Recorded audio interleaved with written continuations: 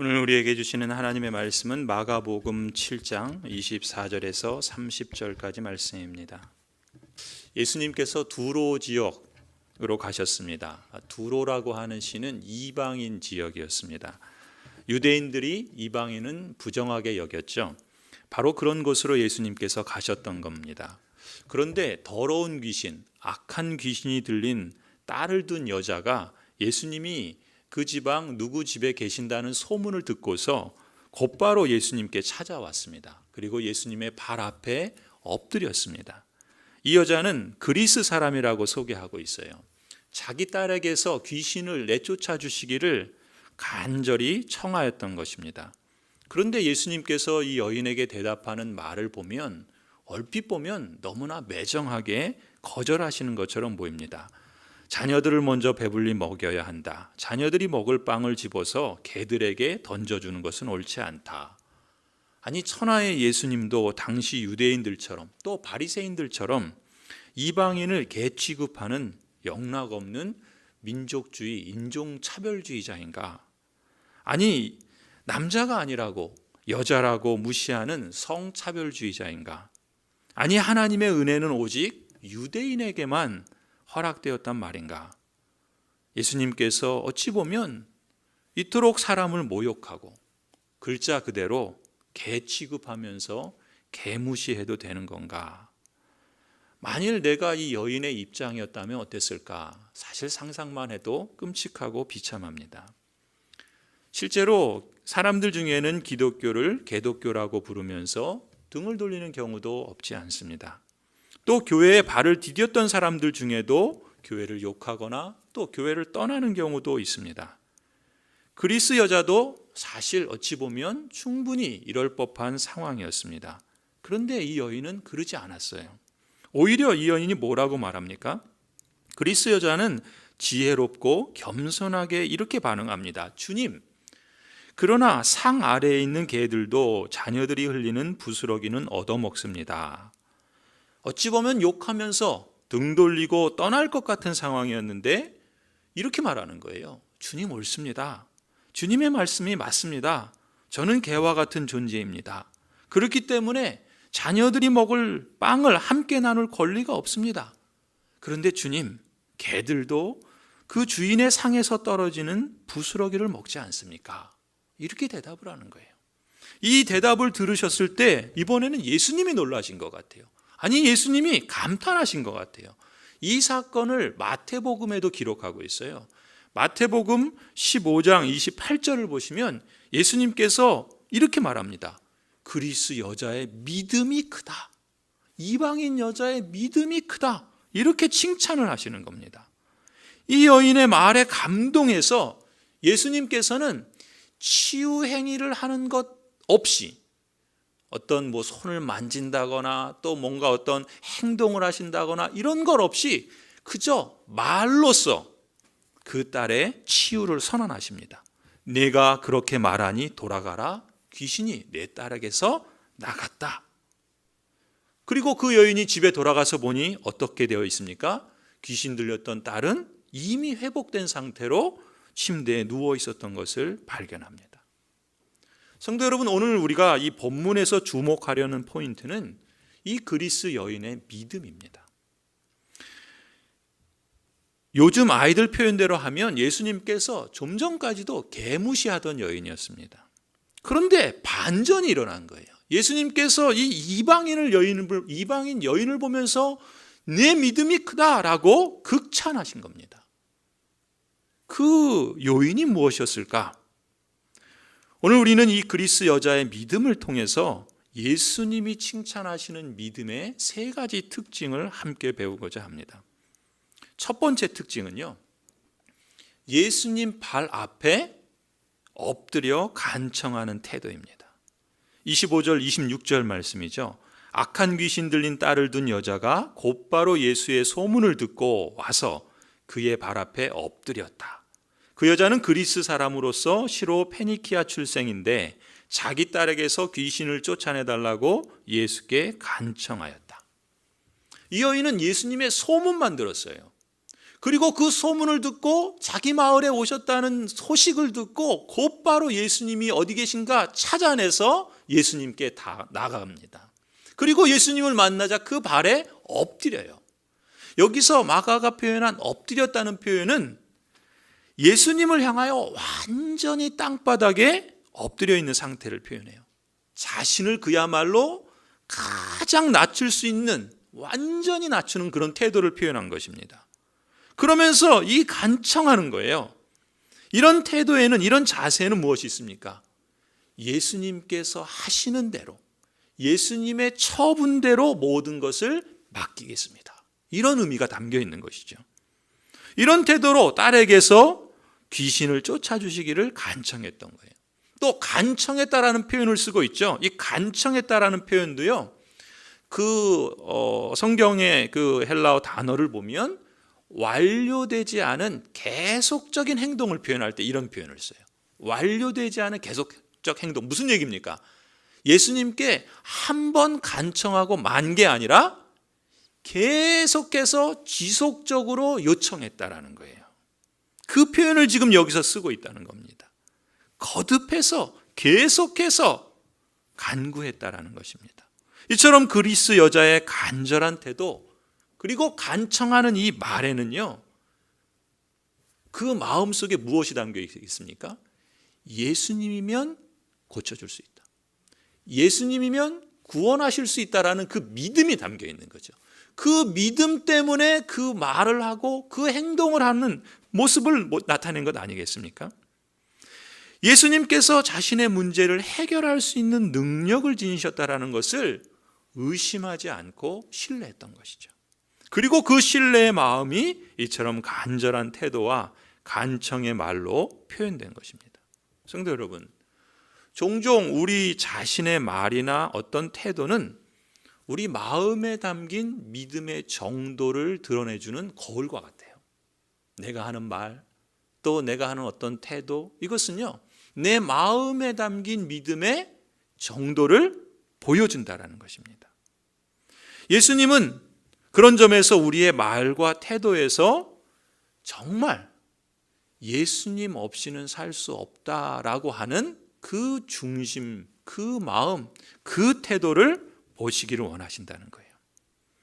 그래서 여러분이, 또 제가 마음에 담긴 신뢰를 또 간청하는 말과 간절한 태도로 표현하는 믿음을 드러낼 때 예수님께서는 저와 여러분의 그 믿음 역시 칭찬해 주실 줄 믿습니다. 두 번째 그리스 여자의 믿음 특징은요, 하나님의 구원 방식을 이해하고 그리고 그것을 겸손히 받아들이는 태도에 있었습니다. 27절이에요. 예수께서 그 여자에게 말씀하셨다. 자녀들을 먼저 배불리 먹여야 한다. 자녀들이 먹을 빵을 집어서 개들에게 던져주는 것은 옳지 않다. 예수님께서 이렇게 말씀하셨을 때 여기서 자녀들이란 누구를 지칭하겠습니까? 하나님의 언약 백성인 유대인들을 지칭하겠죠. 그럼 개는 누구를 지칭하겠어요? 언약 백성 밖에 있는 사람들, 곧 이방인들을 지칭하는 표현입니다.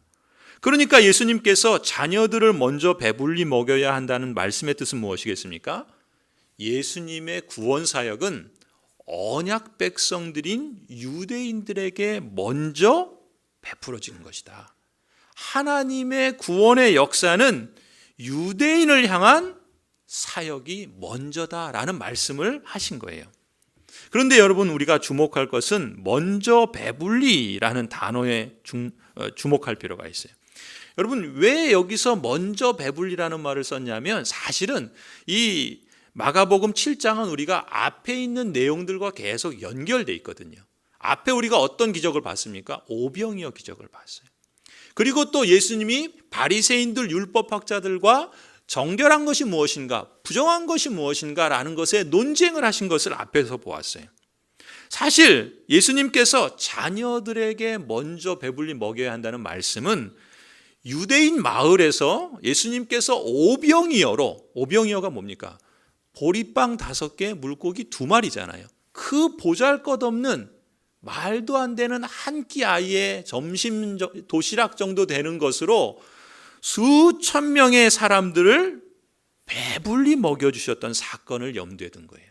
근데 그것이 어디에 있었습니까? 유대인 마을에 유대인들에게 행해졌던 기적인 거예요. 그것을 염두에 두시면서 이제 예수님은 먼저 자녀들을 배불리 먹어야 한다라는 말씀은 곧 하나님의 언약 백성으로 부르신 유대인들을 먼저 배불리 먹이심으로써 하나님은 구원의 역사를 이루어 가신다, 이 말씀을 하셨다는 것이죠. 그런데 여러분, 여기서 또 주목할 것은 먼저라는 말이 있으면 그 다음에 뭐가 있습니까? 나중이라는 말도 있어요. 그렇죠? 먼저라는 말이 있으면 나중이라는 말이 있어요. 그 말은 다시 말하면 예수님의 구원은 유대인에게 먼저지만 유대인만 독점적인 것이 아니라는 거예요. 무슨 얘기입니까? 나중에 이방인들에게도 그 하나님의 구원의 역사가 펼쳐진다는 것을 전제하고 있다는 겁니다. 그러니까 예수님의 구원이 이방인을 향한 구원의 역사를 전적으로 거부하는 은혜다, 이렇게 가르친 게 아닌 거예요. 다만 하나님의 구원의 방식에 있어서 복음을 유대인들이 먼저 듣게 하시고 그 하나님의 구원의 은혜를 먼저 체험하게 하시는 거예요. 그 사람들이 유대인이고 하나님의 언약 백성이었던 거예요. 그걸 하나님께서 이런 식으로 먼저 유대인들에게 그리고 나중에 그 이방인들에게라고 이렇게 일하시는 구원의 방식을 우리는 구속사의 경륜이라는 단어로 표현해요. 좀 어려운 표현인데 구속사의 경륜이라는 표현을 여러분 기억해 두시면 좋을 것 같아요. 이 구속사의 경륜, 즉 하나님께서 구원을 이루어 가시는 그 방식은요, 구약을 보면 어떻습니까? 하나님께서 아브라함을 택하셨어요. 그리고 아브라함을 택하여 부르신 히브리인들을 언약 백성으로 삼아 주셨어요. 그런데 이렇게 히브리인들을 언약 백성 삼으시고 하나님은 그 하나님의 은혜와 복을 이 언약 백성들에게 먼저 체험하게 하시는 것으로 구원을 시작하셨죠. 그런데 아브라함을 부르실 때 하나님께서 뭐라고 말씀하셨습니까? 하나님은 이미 아브라함과 그 자손만이 아니라 그 아브라함을 통해서 열국이 하나님의 은혜와 복을 받게 하실 것이다 말씀하셨단 말이죠. 그게 하나님의 구원 방식의 계획이에요. 말하자면 구속사의 경륜이라는 거예요. 여러분, 모세도 마찬가지예요. 모세를 통해서 히브리인들을 애굽에서 구원하셨을 때도 하나님은 같은 말씀을 하셨어요. 뭐라고 말씀하셨습니까? 히브리인들에게, 유대인들에게 너희는 제사장 나라다. 제사장 나라는 건 뭡니까? 오늘 우리가 그 제네바 교리문답에서도 예수님께서 그리스도다라는 말에 세 가지 직분이 있다라고 했죠. 그 가운데 제사장 직분이라는 것을 우리가 함께 질문하고 대답했어요. 그래서 예수님께서 제사장 직분을 가졌다는 것이 어떤 의미가 있는가, 어떤 유익이 있는가라는 걸 살펴봤던 것처럼 하나님께서는 이미 모세에게도 그들을 애굽에서 건져내셔서 시내산에 이르렀을 때 너희는 제사장 나라다. 달리 말하면 제사장 직분을 너희에게 준다. 그것은 뭡니까? 이 제사장적 사역을 통해서 열국이, 모든 나라가 하나님의 구원에 들어올 수 있도록, 열방이 하나님의 은혜를 실감할 수 있도록 일하시겠다. 그것이 하나님의 계획이고 그것이 구속사의 경륜이었다는 거예요. 그럼 요컨대 정리하면 뭡니까? 하나님이 계획하신 구원의 역사는 먼저는 유대인에게요, 나중에는 헬라인에게다. 사도 바울도 그렇게 말하지 않았습니까? 그러니까 하나님은 모든 사람이 구원을 받기를 원하시는데 그 구원의 방식에 있어서 유대인을 택하셔서 언약 백성 삼으시고 그들에게 은혜를 주시고 또 그들을 통하여 이방인들도 하나님의 생명의 은혜를 받도록 계획하셨다는 것입니다. 그런데 지금 예수님께서 이 그리스 여자에게 하신 말씀이 뭐예요? 말하자면 하나님의 구속사의 경륜을 간접적으로 일러주신 거예요. 그런데 놀라운 점은 뭡니까? 이 말씀을 들은 이 그리스 여인이 그걸 간파하는 거예요. 그리고 그걸 인정하는 말을 해요. 그게 28절이에요. 뭐라 그럽니까? 그러나 그 여자가 예수께 말하였다. 주님, 그러나 상 아래에 있는 개들도 자녀들이 흘리는 부스러기는 얻어먹습니다. 여러분, 이 대답을 보시면 이런 의미예요. 이 여인은 자신이 개다라는 것을 인정하는 거예요. 스스로 개임을 인정할 뿐만 아니라 빵이 개들을 위한 것이 아니라 자녀들을 위한 것이다 라는 것도 인정해요. 그 무슨 말이에요? 하나님의 구원의 은혜가 그 자녀들, 곧 하나님의 언약 백성인 유대인들을 향한 것이다 라는 예수님의 말씀을 맞습니다. 주님, 그것이 하나님의 뜻이고 하나님의 구원의 방식입니다. 이해하고 그걸 받아들였다는 거예요. 이 말은 그리스 여자가요, 하나님이 정하신 하나님의 언약 백성과 이방인 사이의 구분을 이해하고 있다는 겁니다. 그리고 더 나아가서는 그걸 받아들인다는 뜻이죠. 그런데 거기서 멈추질 않아요. 그걸 이해하고 받아들이는 것으로 멈추지 않습니다. 뭐라 그래요? 그리스 여자는 비록 부스러기라 할지라도 상 아래에 있는 개들은 부스러기라 할지라도 먹지 않습니까? 이렇게 대답한 거예요. 무슨 얘기입니까? 하나님의 구원의 축복이 언약 백성인 유대인에게 우선적으로 주어지는 것이 사실입니다. 그런데 그 자녀들이 흘린 부스러기를 상 아래에 있는 개들도 받아먹듯이 자신과 같은 이방인도 비록 그 하나님의 경륜에 있어서는 언약 백성 밖에 있지만, 그러나 그 하나님의 언약 백성인 유대인들을 통해서 이제 우리에게도 그 생명이 전달될 수 있는 것 아닙니까? 이런 응답을 보였다라는 것입니다. 언약 백성을 통해서 하나님의 은총이 자기 같은 이방인에게도 주실 수 있는 것 아니냐, 예수님께 이런 요청을 한 거예요. 그런 맥락에서 자녀들의 상에서 떨어진 부스러기를 요청한 겁니다. 특히 이 여인이 예수님을 뭐라고 부르죠? 주님, 이렇게 불러요.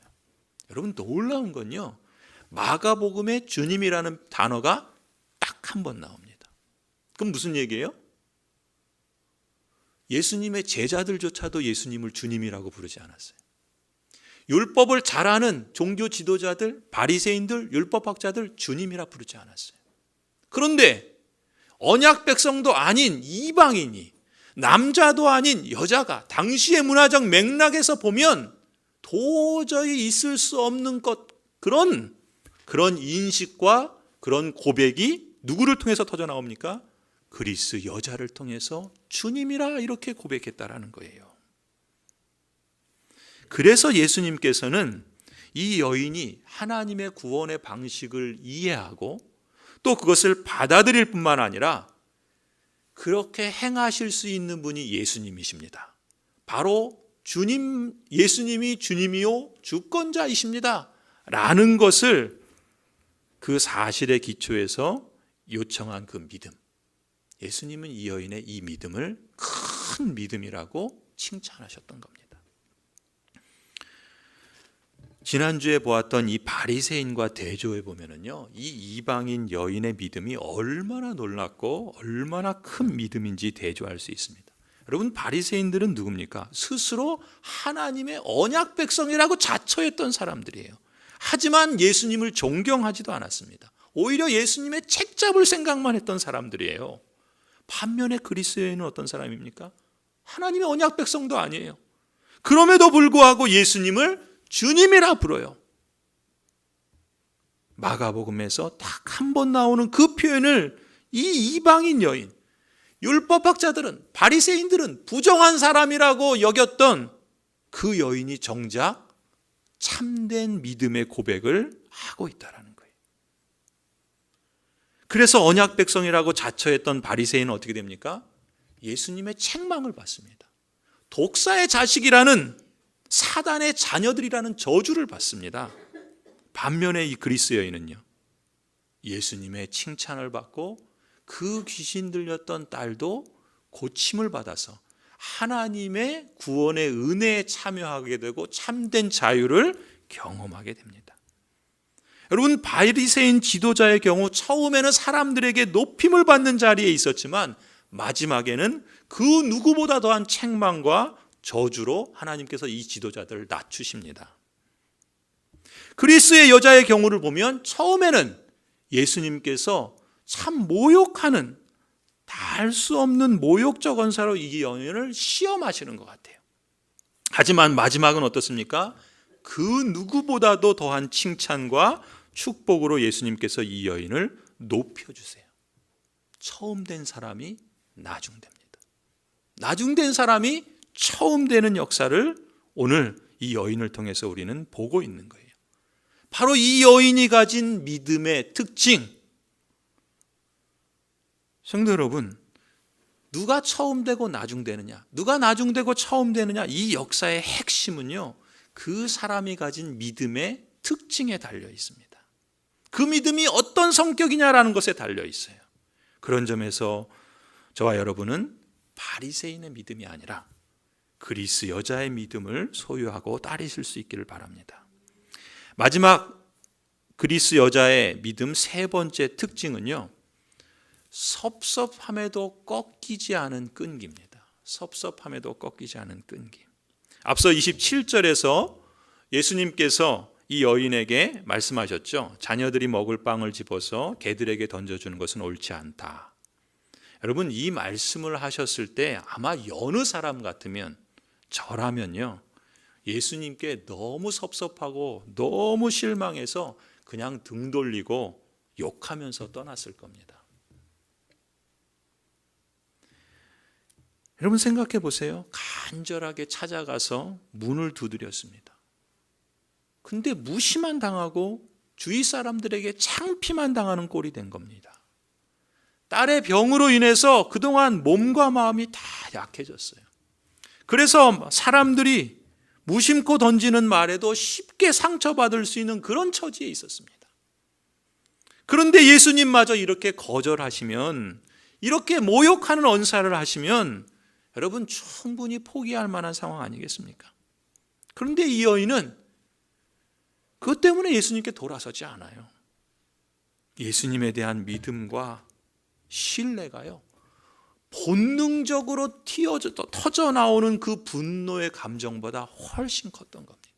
예수님에 대한 신뢰가, 예수님에 대한 믿음이 그 본능, 인간의 그 죄악된 본성의 어떤 그것보다 훨씬 더 컸던 것이죠.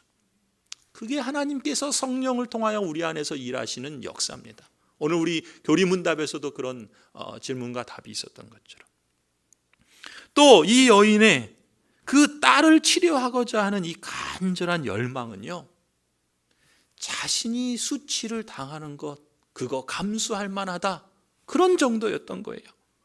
그 간절한 열망이 그 수치의 정도보다 훨씬 더 컸던 겁니다. 그래서 종교개혁자 칼빈은 이 여인이 소유한 믿음의 특징을 이렇게 표현합니다. 꺾이지 않은 성실함이다.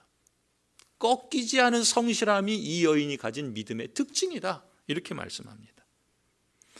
여러분, 감정에 휘둘리지 않을 정도로 큰 예수님에 대한 믿음과 신뢰, 내가 당하는 손해보다 더 큰 것을 보상해 주실 능력을 소유한 분이 바로 예수님이라는 그러한 인식과 그런 행동, 그리스 여인의 꺾이지 않은 성실함은요, 바로 이런 믿음의 내적 특성에서 비롯된 것이라 봅니다. 그렇습니다. 그리스도의 도우심을 붙잡기 위해서 이 그리스 여인은 자신을 아무것도 아닌 존재로 여기는 것 기꺼이 감수합니다. 내가 모욕을 좀 당해도, 내가 좀 수치를 당해도, 내가 좀 무시를 당해도 그리스도, 그분이 누구신가? 그리고 그분을 통해서 내게 주실 상이 무엇인가? 그것을 인식하고 그것을 받아들이고, 그래서 그것을 기꺼이 감수하는 믿음. 예수님은 이 여인이 이처럼 포기하지 않고 끝까지 예수님을 신뢰하는 끈기, 꺾이지 않는 성실한 믿음을 귀하게 보셨던 겁니다.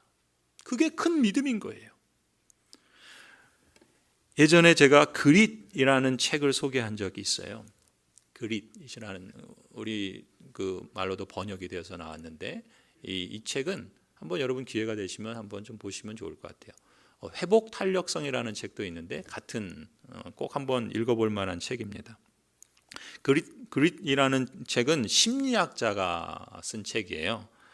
이 심리학자인 저자가 그 미국의 육군사관학교 신입생 그 신입생도 훈련을 하는데 그 훈련이 악명 높기로 힘들기로 악명 높은 그런 훈련이랍니다. 그런데 이 심리학자 그걸 연구조사하는 거예요. 누가 거기서 중도에 탈락하고 누가 끝까지 그 훈련을 버텨내는가, 이걸 조사한 거예요. 또 학교에서 이제 새로 배정된 초임 교사들 중에 누가 그 교사직을 포기하지 않고 계속하는지, 또 누가 그것을 포기하고 그만두는지, 또 그걸 조사한 거예요. 또 영업직에 일하는 어떤 영업사원이 이제 영업을 하다 보면 거절받기가 많잖아요. 거절당하는 사례들이 많잖아요. 그러니까 그런 영업사원이 중도에 포기하지 않고 좋은 판매 실적을 내는지, 이런 걸 연구를 한 거예요. 여러 사례들을 연구해서 그 모든 사례들을 종합해서 결론을 내렸는데, 그렇게 그 육사 훈련을 버텨낸 사람, 문제가 가득한 학교에서 그 초임 교사가 끝까지 버텨낸 선생님, 그 다음에 영업직에서 많은 거절 속에서도 끝까지 그 영업 실적을 잘 낸 그런 영업사원, 이런 사례들을 쭉 모아보니까 공통적으로 발견되는 특징이 있는데, 그것을 한 단어로 그릿 이렇게 표현한 거예요. 그 마음의 힘을. 근데 그러면 그릿이 뭐냐? 한마디로 말하면, 쉽게 표현하면 이거예요. 열정과 끈기의 힘. 이게 그릿이에요. 열정과 끈기의 힘. 어떤 어려움이 오더라도 열정을 갖고 끈기 있게 목표를 이루어가는 힘을 이 심리학자는 그릿 이렇게 표현한 거예요. 왜 이 말씀을 다시 드리냐면, 오늘 이 그리스 여자가 가진 그 마음의 힘을 바꾸어 표현하면 그릿이라고 말할 수 있지 않겠는가라는 겁니다. 성도 여러분, 때때로요, 우리가 하나님의 언약 백성이지 않습니까? 그런데 그런 우리도 하나님께 나아가서 기도하고 어떤 요청을 하고 하나님을 믿고 신뢰하는 신앙 여정 생활을 걸어갈 때, 하나님은 때때로 여러분의 간구를 들어주시기에 앞서서 여러분의 마음을 먼저 확인하기 원하시는 때가 있다는 거예요. 그렇습니다. 그리스도의 복음이 주는 놀라운 축복이 뭡니까? 저나 여러분은 다 지금 이 성경 시대로 말하면 그리스 여자와 같은 이방인이에요. 바리새인들의 시각에서는 부정한 사람들이었단 말이죠. 그런데 지금 우리는 예수 그리스도의 복음으로 말미암아서 언약 백성 된 거예요. 오늘 본문에 말하면 개와 같은 개무시를 당하는 이방인이었는데, 그런 우리를 하나님의 아들의 나라의 자녀로 삼아주셨다는 것이죠. 이게 얼마나 놀라운 점입니까? 더 이상 그리스도 안에서 유대인과 이방인의 구별은 없어졌어요. 그래서 우리가 원래 이 개와 같은 존재라는 사실을 기억함으로써요, 우리는 사실 어떠한 인간적인 능력, 어떠한 인간적인 자랑, 사실 그게 아무것도 아니다라는 것을 인식할 필요가 있어요. 왜요? 우리가 아무리 높은 지위나 능력과 자랑거리가 있어도 하나님의 구원에 있어서는 말하자면 개와 같은 존재인 거예요. 하나님의 구원과 언약 밖에 있는 존재라는 것이죠. 그런데 그런 우리를 받아주셨으니, 사실 언약 밖에 있으면 그 능력과 그 소유, 그 자랑은 아무 소용이 없잖아요. 그런데 그럼에도 불구하고 우리를 받아주셨으니 그것이 얼마나 은혜롭고 감사한 일입니까? 그러니 내가 하나님의 언약 백성 되었다는 것을 감사함으로 간직해야 하는 것이죠. 그런데 경우에 따라서 여러분이 하나님께 나아가는 일도 잘하고 또 부르짖는 일도 잘해야 하겠지만 그럼에도 불구하고 때때로 무시를 받는 경우들이 있어요. 특히 주님마저도 내 부르짖음에 외면하실 때가 있어요. 그러면 자연스럽게 우리 안에서 뭐가 터져 나옵니까? 원망이 터져 나오고 불평이 터져 나올 수 있어요. 그런데 주님은 지금 이 그리스 여인에게서처럼 그런 과정을 우리가 거치게 하신다는 거예요. 왜 그렇습니까? 그 의도는 이것이에요. 우리에게 즉각적인 기도의 응답을 통해서 문제가 해결되는 것보다, 말하자면 이 여인이 요청한 것을 즉각적으로 들어주심으로써 문제가 해결되는 것보다 먼저 하나님께서 점검하고 확인하고 드러내시고자 하셨던 건 뭐예요? 이 여인의 마음의 자세, 그 여인이 품고 있는 믿음, 그 정도를 사실은 주님께서 더 중요한 과제로, 더 중요한 포인트로 보시고 있다는 거예요. 더 나아가서 예수님은 어떤 문제나 상황에서 그 사안과 상황을 대하는 내 마음의 자세, 특히 그 문제를 예수님과 연결지어서 보려고 하고 또 예수님께서 나에게 원하시는 뜻이 무엇일까 자꾸 앞서 그걸 생각하고 그런 과정에서 주님의 섭리를 보고 배우고 그래서 내 인격과 삶의 모습을 하나님의 언약 백성답게 한 걸음 더 성숙한 자리로 내딛게 하시려는 은혜로운 손길이 있다는 것을 우리는 기억할 필요가 있다는 겁니다. 여러분, 어떤 형편에서도요, 심지어 주님께서 나를 외면하시는 것과 같은 그런 상황조차에서도요, 여러분 쉽게 원망하고 체념하고 돌아서시기보다는 오직 주님을 의지하고 신뢰하고 주님께 묻고 주님의 섭리를 배우고 무엇보다 내 마음에, 내 믿음의 정도에, 내 삶의 중심에, 그리고 그 삶을 살아가는 내 태도에 과연 하나님이 칭찬할 만한 그런 믿음이 있는가, 그것을 돌아보고 세워갈 수 있길 바랍니다. 우리 주님이 그걸 원하시는 거예요. 그걸 우리 안에서 다듬어 가시는 거예요. 그것을 친히 예수님께서 행하고 계시고 일하시고 계시니 그렇게 보면 얼마나 선하고 얼마나 아름다운 분이십니까? 은혜로우신 주님 아닙니까? 성도 여러분, 때로 우리의 삶에 어려움이 올 때 어려울수록 우리는 더 영적인 민감성에 깨어 있어야 합니다. 어려울 때 그 영적 민감성이 둔해져 있는 것만큼 불행한 일이 없어요. 어려운데 영적으로 깨어있지 못하면 그야말로 무너집니다. 어려울수록 영적으로 민감해야 돼요. 왜 우리가 잘 되고 평안하면 영적으로 무뎌집니까? 민감하지 않거든요. 하나님에 대해서 민감하지 않아요. 그러니까 세상의 길을 가고 그 육체의 본성을 따라서 행하려고 그러고 사단의 유혹에 쉽게 넘어가는 겁니다. 그런데 어려울수록 하나님이 나를 영적으로 더 민감하게 깨어있게 하시기 위해서 섭리하고 있다는 것을 볼 수 있길 바랍니다. 또 그것을 하나님의 역사하심을 실감할 수 있길 바랍니다. 그리스 여자의 믿음, 예수님의 발 앞에 엎드려 간청하는 태도, 하나님의 구원 방식을 이해하고 겸손히 받아들이는 태도, 섭섭할 때도 포기하지 않고 끝까지 예수님을 신뢰하는 끈기, 꺾이지 않는 성실한 믿음, 저와 여러분 모두가 예수님이 칭찬하시는 이 믿음의 소유자가 되기를 간절히 축원합니다. 기도하시겠습니다.